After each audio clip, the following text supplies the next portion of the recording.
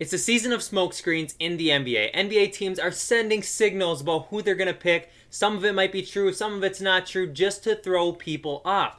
Other opposing GMs are questioning what top teams like Minnesota and Golden State are going to be doing with their draft pick. And it's just like throwing a dart at the dartboard trying to figure it out. So today I'm going to try and make sense of everything and get into my mock draft 3.0. 1.0 and 2.0 are on the channel if you guys want to go ahead and look at that. They're under the NBA Talks playlist, or you can just search up TKE mock draft. But here we are with our third version of the mock draft. There's no trades. I'm sorry. I know people have been requesting trades.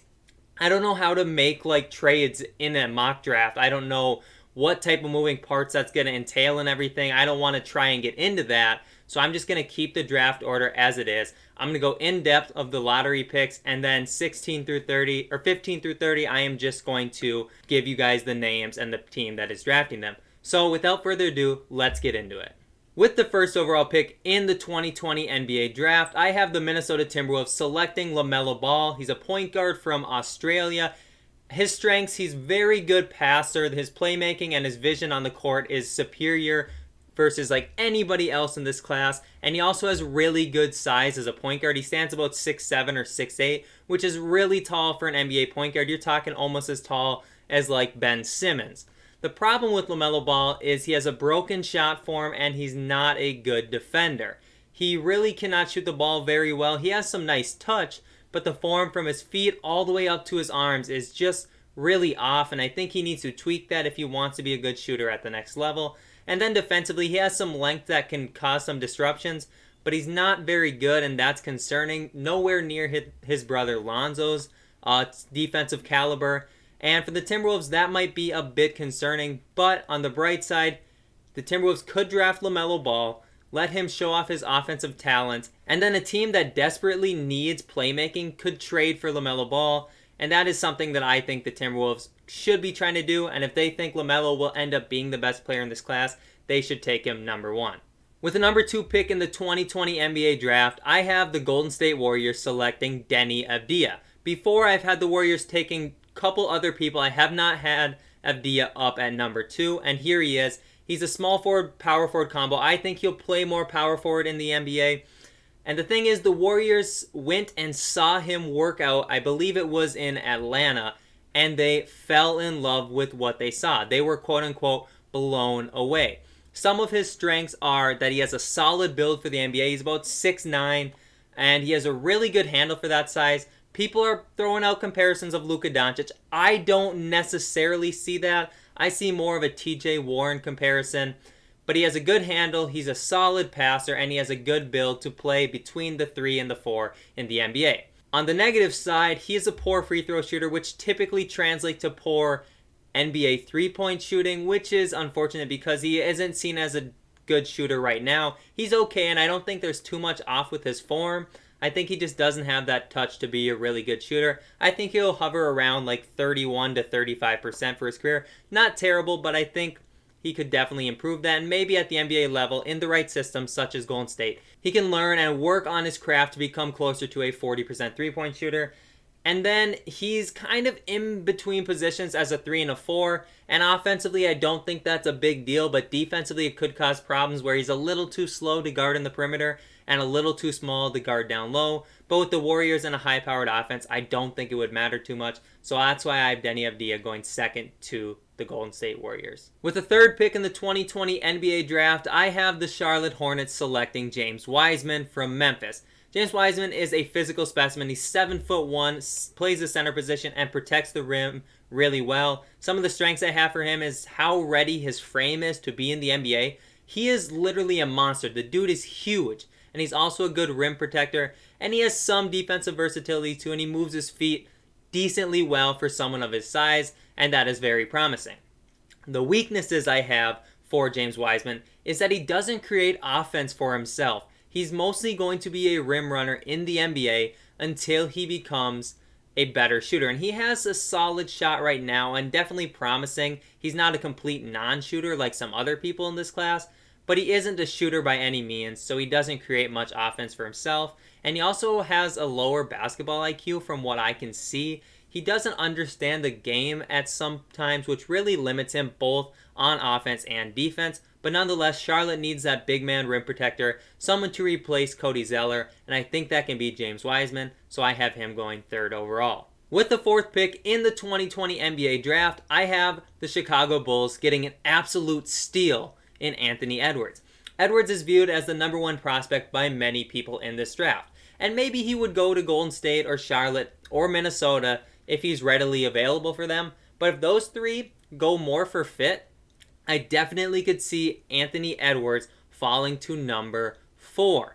Then Chicago can take Anthony Edwards and let him play alongside players like Zach LaVine if he does not get traded, Kobe White, and all the other promising young players on the Chicago Bulls. Some of my positives for Anthony Edwards is his build is really solid. He has a ton of muscle on his frame. He's 6'5", and I think he will work out well as a shooting guard in the NBA, and his body is ready day one. He doesn't need to put on muscle like a lot of prospects do. He also has elite athleticism, vertical, he's super fast, he can move laterally, and I think he's just ready to play offense in the NBA. The problem is his defense is very lackluster, and I don't really see it improving a ton unless his effort comes. And he doesn't show a lot of effort right now, which is a big negative on him. And I think that's why people are throwing out Andrew Wiggins comparisons, because he doesn't show that full-time effort all the time. Though I think that comparison is a bit lazy, I am still concerned with his defense and his overall effort on the floor. But still, I have him going 4th to Chicago, and I think the Bulls would be really happy with that selection. With the 5th pick in the 2020 NBA draft, I have the Cleveland Cavaliers selecting Onyeka Ogwumike from USC. Okongwu is a center, possibly power forward, depending on the system that he's put in. And I think a real positive about Onyeka Ogwumike is his overall switchability on the defensive side of the floor. He can comfortably guard 1 through 5 without trouble, except if he's on a really quick guard, he may have some trouble. And if he's on a really, really big man, maybe like a Nurkic or an Embiid, he might have his struggles. But overall, he's very switchable between all 5 positions on the floor, which is one of the best attributes that a prospect can have. Also, he possesses a good handle and solid passing ability as well. There's shades of like a Bam Adebayo in there, though I think that comparison too, he would have to hit his ceiling to hit that. And I don't really see that happening, but there are shades of Bam in his game. And then his weaknesses is that he has basically no jump shot at all. And I'm sure he's been working on that ever since the college season ended. But still, it's going to take time to progress, if it even does progress. So at this point, I would call him a non-shooter. And then another weakness I have for him is on defense. He does chase blocks a lot of times, which causes mistakes. He's kind of a risk taker on the defensive side of the play. It leads to a lot of highlight plays, which may look really good. But when you look into it, there's a lot of lowlights where he chases a block, the offensive player pump fakes, and he is completely out of the play. Regardless, I think he would fit really nice in the Cavaliers. I think they just need young talent, and Okongwu is one of the best players left in this class, so I have him going 5th to Cleveland. With the 6th pick in the 2020 NBA draft, I have the Atlanta Hawks selecting Isaac Okoro from Auburn. Okoro is a wing, I would say mostly a shooting guard probably, but potentially he could play the 3 really well as well. The big thing about Okoro is he is the best defender in the class, in my opinion. He's so versatile and he's so strong. He has an NBA-ready body as well. He's also a really good passer and driver. The only knock on his game pretty much is that he can't shoot. Okoro can pass the ball, create shots for others, he can drive to the rim, and he can play some of the best defense on the wing. I think that's something that's really going to help Trae Young here. Trae Young can do all the shooting for the team. He doesn't need Okoro to shoot. If Okoro can pass, defend, and drive to the bucket, Trae Young's got the shooting there. And I think that Okoro would be a really good partner for him. I used to have Haliburton at this spot, but I just think Okoro's that much better of a defender, and I think the Hawks could use that. And that's why I'm going 6th overall to the Atlanta Hawks. With the 7th pick in the 2020 NBA draft, I have the Detroit Pistons selecting Tyrese Haliburton, a guard from Iowa State. Now, Haliburton is a really solid defender, and he has some good length out on the perimeter. He's 6'5" with a long wingspan, and I think he will cause many disruptions. Really, I think Detroit is just trying to find the best player available. Some might argue that that is Obi Toppin, or that is Devin Vassell, or it's Cole Anthony. I'm going to go with Tyrese Haliburton. I think they could use a point guard to fill in after Derrick Rose's contract is up. I think Haliburton could do things really nicely there. My weaknesses for Haliburton is that he has an inconsistent shot form, which really lends me to believe he's not going to be a great shooter at the NBA level, and it might take some time for him to even be league average. Also, he lacks a lot of athleticism, but he makes up for that with his length and his height, and I think that he's still going to be a solid point guard, and he can guard the shooting guard as well. But I think offensively, it's going to take some time for that game to really develop. Nonetheless, I still have him going 7th overall to the Detroit Pistons. With the 8th pick in the 2020 NBA Draft, I have the New York Knicks selecting Cole Anthony, the point guard out of the University of North Carolina. So Cole Anthony is a very versatile scorer. He can get to the bucket, he can shoot from deep, he can hit up in the mid-range, and he's also an active on-ball defender. He's not the best defender in the world, but he is scrappy. He tries really hard on defense, and I think that's going to bode well for him in the NBA. The problems that I see in his game is that he has a bad shot selection, and he likes to take shots no matter where he is, and sometimes that can lead to a lot of long misses. It can lead to just overall bad shots being taken, very, very low percentage shots, which isn't the best thing. But if the New York Knicks are trying to excite their fan base and excite their franchise, Cole Anthony was one of the top-rated players out of high school, and for good reason, because he can score the ball, and I think that he's going to transfer that to the NBA level. But another knock on him is that he lacks those pure playmaking skills, and he, at a point guard position, you kind of want the point guard to be able to play make. Even some of the best scorers at the point guard position, like Damian Lillard, Steph Curry, are still very good playmakers. Cole Anthony doesn't really have that, and sure, he can develop that.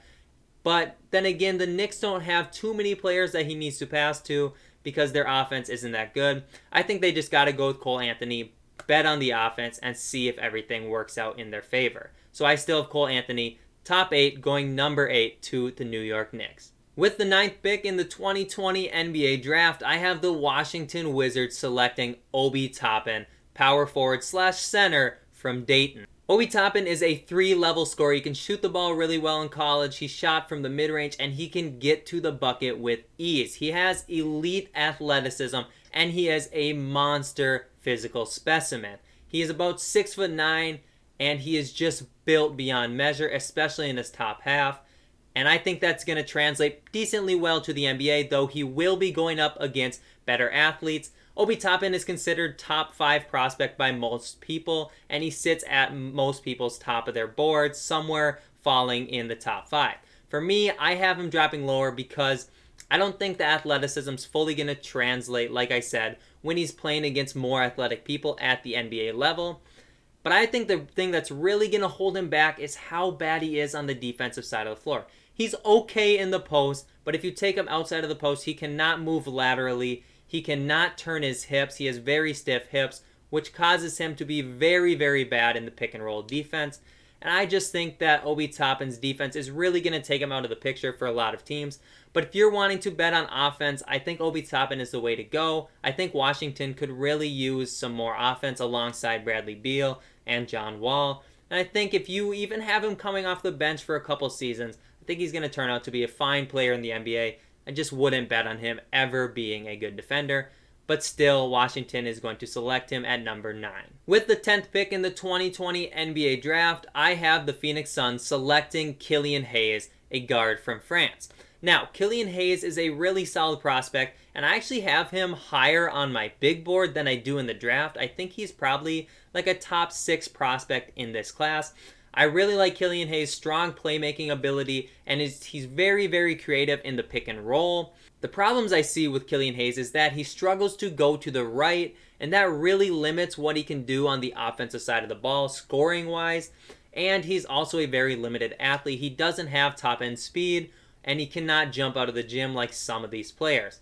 But still, Killian Hayes is very crafty. He's very creative. He has shades of Manu Ginobili, D'Angelo Russell, and I really think that Killian Hayes is a top 6 prospect. The reason I don't have him in the top 6 in this mock draft is I think that other teams are going to value certain other things rather than what Killian Hayes brings to the table, and that's going to cause him to slip down to number 10 and go to Phoenix. And personally, Phoenix, Devin Booker having a really good point guard and Killian Hayes next to him would work out really well. We see what Ricky Rubio has done for that team. I think Killian Hayes can bring a lot of that same playmaking and craftiness. He's not going to bring the defense that Ricky does, but he isn't a bad defender by any means. So I really like his fit there in Phoenix, and I think Phoenix is really hoping that he slides down to 10 and they can draft him.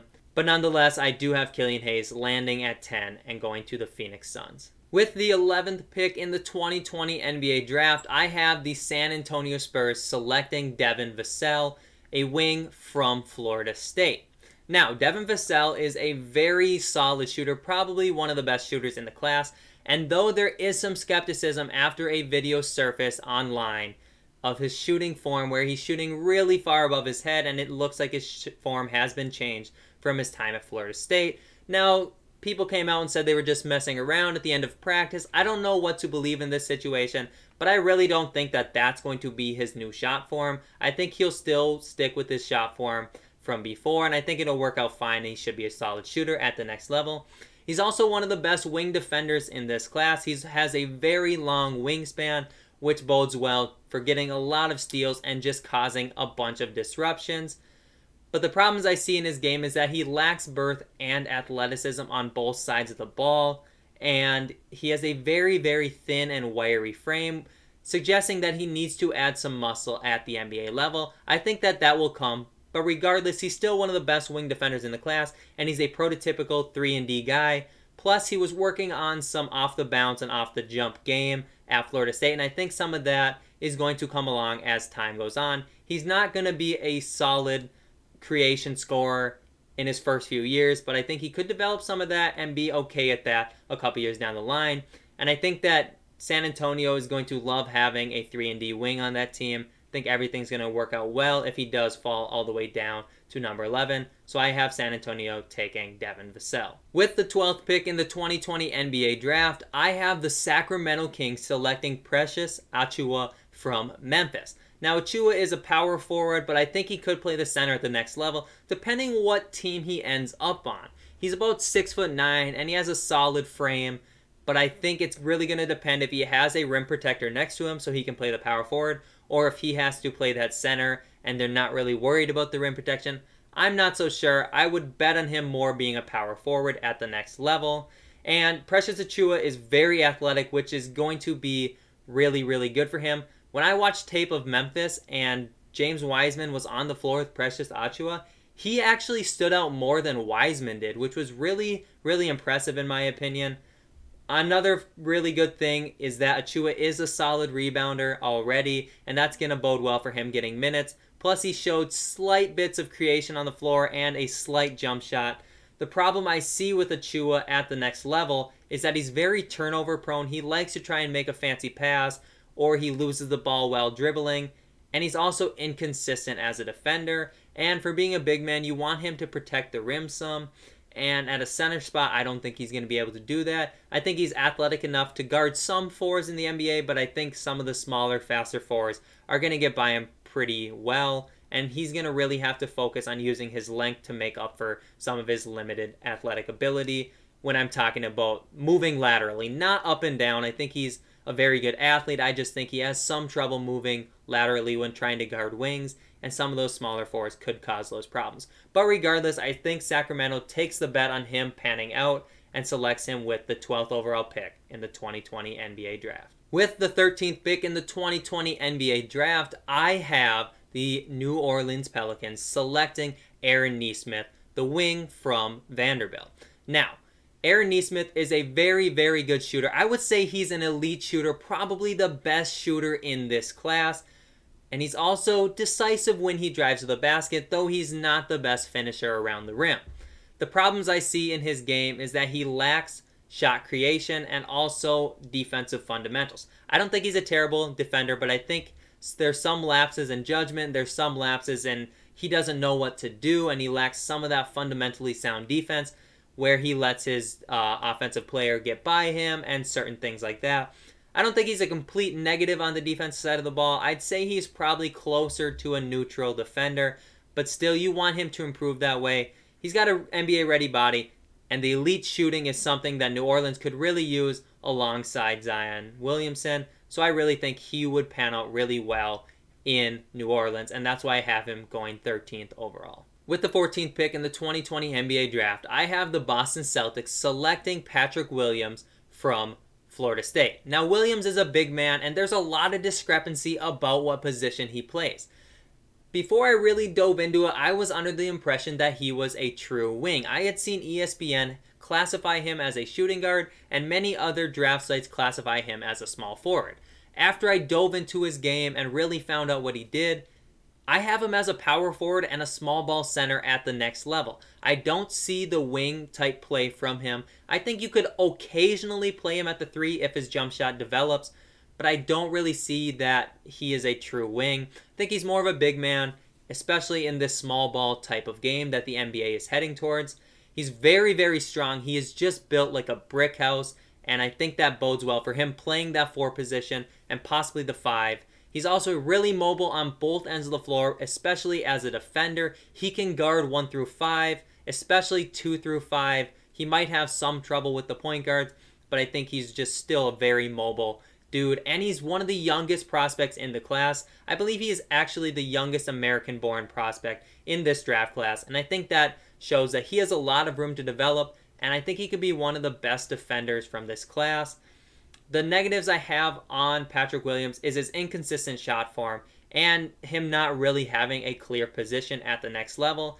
In Boston, I think you could run out a lineup of Kemba Walker, Jaylen Brown, Gordon Hayward, Patrick Williams, and Jason Tatum, letting Tatum and Williams guard the power forward and center spots on the other team. And you have a really fast, a really athletic, and a very solid offensive and defensive team.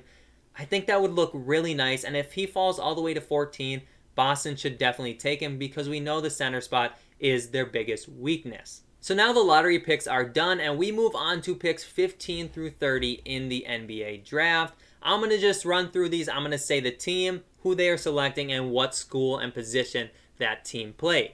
So, with the 15th pick in the 2020 NBA draft, I have Orlando selecting Tyrese Maxey, the guard from Kentucky. With the 16th pick in the 2020 NBA draft, I have the Portland Trail Blazers selecting Saddiq Bey, the small forward / power forward from Villanova. With the 17th pick in the 2020 NBA draft, I have the Minnesota Timberwolves selecting Jalen Smith, the big man from Maryland. With the 18th pick in the 2020 NBA draft, I have the Dallas Mavericks selecting Theo Maledon, the guard from France. With the 19th pick in the 2020 NBA draft, I have the Brooklyn Nets selecting RJ Hampton, guard from New Zealand. With the 20th pick in the 2020 NBA draft, I have the Miami Heat selecting Kira Lewis Jr., the guard from Alabama. With the 21st pick in the NBA draft, I have the Philadelphia 76ers selecting Tyrell Terry, point guard from Stanford. With the 22nd pick in the 2020 NBA draft, I have the Denver Nuggets selecting Aleksej Pokusevski from Serbia. With the 23rd pick in the 2020 NBA draft, I have the Utah Jazz selecting Josh Green, a wing from Arizona. With the 24th pick in the 2020 NBA draft, I have the Milwaukee Bucks selecting Jaden McDaniels, the forward from Washington. With the 25th pick in the 2020 NBA draft, I have the Oklahoma City Thunder selecting Isaiah Stewart, the center from Washington. With the 26th pick in the 2020 NBA draft, I have the Boston Celtics selecting Jamias Ramsey, the guard from Texas Tech. With the 27th pick, I have the New York Knicks selecting Leandro Bolmaro, a guard from Argentina. With the 28th pick in the 2020 NBA draft, I have the Los Angeles Lakers selecting Nico Mannion, the point guard out of Arizona. With the 29th pick, I have the Toronto Raptors selecting Desmond Bane, the wing from TCU. And with the final pick in the 2020 NBA draft first round, I have the Boston Celtics selecting Daniel Oturu from the University of Minnesota. So that is going to wrap up the first round of my 2020 NBA Mock Draft 3.0. Let me know your thoughts in the comment section below. Let me know what you disagreed with, what you agreed with, and who you would take at your favorite team's position. But thank you guys so much for watching. Check out all the other videos on the channel. I really do appreciate all the support. Subscribe if you have not done that already. Like this video and turn on the post notifications. And I will see you guys in the next video. Peace out.